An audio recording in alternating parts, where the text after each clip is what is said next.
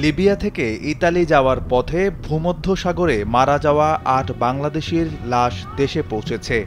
তিউনিসিয়া থেকে উড়োজাহাজে করে তাদের মরদেহ বৃহস্পতিবার হজরত শাহজালাল আন্তর্জাতিক বিমানবন্দরে আনা হয়। নিহত বাংলাদেশিরা হলেন মামুন শেখ, সজল বৈরাগী, নয়ন বিশ্বাস, রিফাত শেখ, সজীব কাজী, ইমরুল কায়েস, মোহাম্মদ কায়সার ও রাসেল শেখ।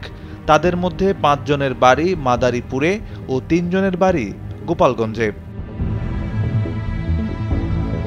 বিমানবন্দরে লাশের অপেক্ষায় থাকা নিহত ব্যক্তিদের স্বজনরা বলছেন, ৩০ জন যেতে পারবেন এমন একটি ছোট্ট নৌকায় ৫২ জনকে নিয়েছিল দালালরা। যে ৮ জন মারা গেছেন তাদেরকে নৌকার পাটাতনের নিচে জোর করে রাখা হয়েছিল।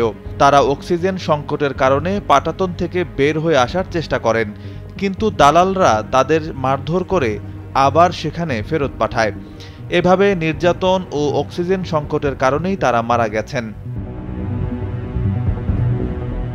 নিহত মোহাম্মদ কায়সারের ভগ্নিপতি শাওন ফকির বলেন, লিবিয়া থেকে কায়সারকে ইতালি নিয়ে যাওয়ার জন্য ৮ লাখ টাকা নিয়েছিল দালালরা।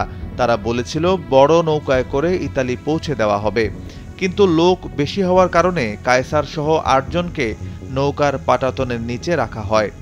এই ঘটনায় বিমানবন্দর থানায় একটি হত্যা মামলা হয়েছে বলে জানিয়েছেন ঢাকা মহানগর পুলিশের উত্তরা বিভাগের একজন অতিরিক্ত উপকমিশনার।